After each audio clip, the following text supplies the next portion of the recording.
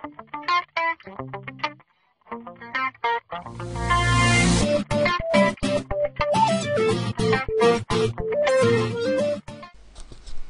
people, this is Mohit once again, and this time I'm going to do a tutorial on image slideshow.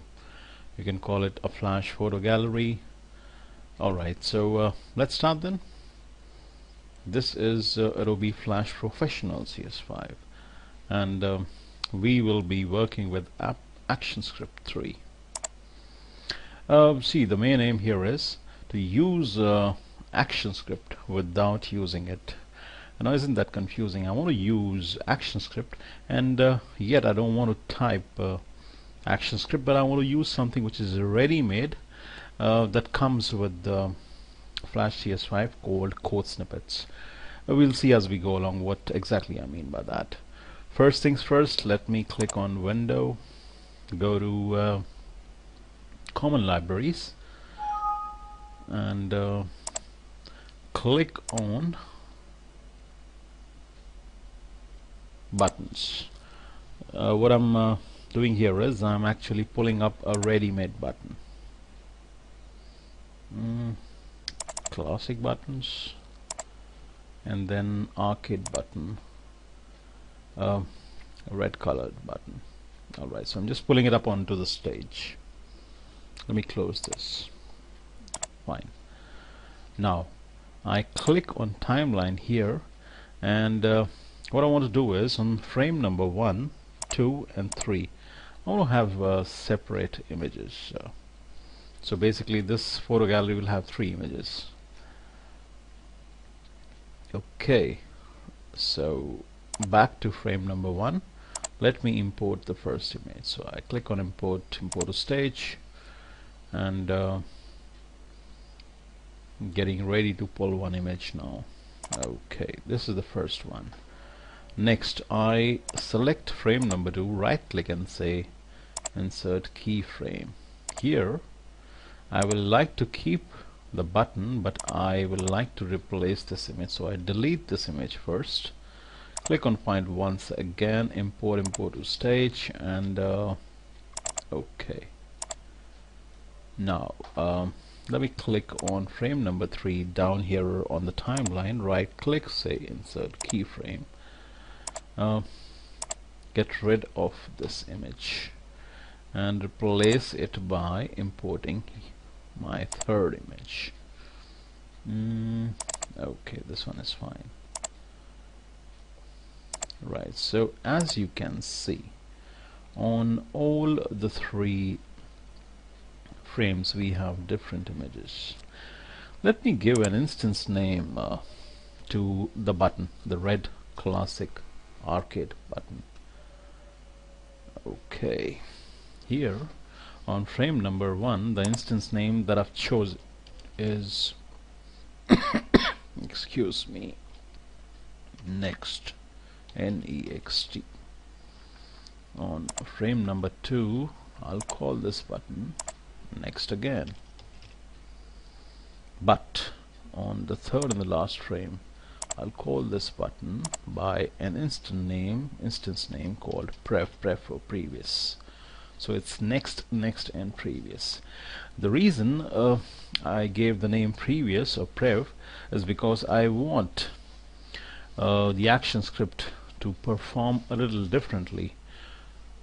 And again, as we go along, we'll see why we have different names on the first and the second compared to the third frame for the same button. Okay, now let's start attaching some action script without actually typing it out. So I'm on the first frame, I select the red button, okay, and thereafter I go into actions, and then I promised you that I really don't want to type the action script, so I click on code snippets. Now code snippets provide you ready-made action scripts, and then I choose the second entry from the top, timeline navigation, and thereafter I choose click to go to next frame and stop. I double clicked on that, and as you can see here, it actually inserts in the window a ready-made action script. Also, if you notice here, down here on the timeline, it actually creates an action layer. Since the script cannot be placed directly on the object, Flash creates a different layer where it actually puts the action script, this one here. Okay, so basically what this action script says is that whenever the button is pressed, it'll just move on to the next frame and it'll stop there. But if I actually run the movie now, it'll start going from frame number 1 to 2, 2 to 3, 3 back to 1, and start looping. So in order to stop that, I need to place a stop function as well on this frame. So I choose the first entry under timeline navigation, which is stop at this frame. I double click, and there now we have the stop function here as well. These are the comments, and this is the script. This is the script, and these are just the comments. They really don't play a major role, the comment status. Okay, so why not test it out at this stage? It's always a good idea to test your Flash, you know, the preview, the published preview, time and again. So as you see, it actually stops on the very first frame, doesn't jump onto the second or the third frame. But I'm expecting when I click on this button that it should jump onto the second frame and stop there. Indeed, it jumps onto the second frame and stops. And now let me click again. This time it actually jumps onto the third frame and stops. If you remember, on the very first frame, the instance name for the button is next, and the same is true for the second frame as well. That's the reason on the first and the second frame, when the button is pressed, it actually moves on to the second frame and stops. But if you notice, on the third frame, if I press this button, which actually depresses, if you can actually notice carefully, it depresses, making it a very cute button. Nothing happens. That's because the button on the third frame is called prev. The instance name is prev, and so far I haven't attached any script to that. So let me close up this preview, and I can close actions as well. Let me go on to the third frame, select the button. Here, if you notice, the instance name is prev, and so far I haven't attached any script to this. So let me do that. Windows, actions, code snippets.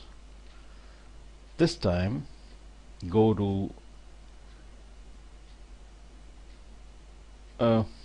a specific frame and stop. So what I'll choose here is go to frame and stop, the second entry from the top, under timeline navigation. Double click, and here I'll just replace this number 5 with number 1.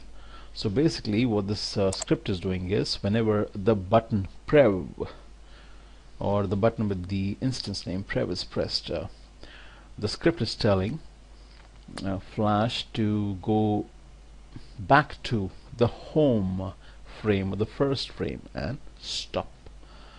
Let's test this movie out, the SWF file out. Let's see what happens. So next frame, first frame, second frame, third frame, first frame, second frame, third frame.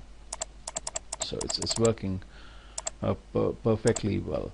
So I'll close this published preview.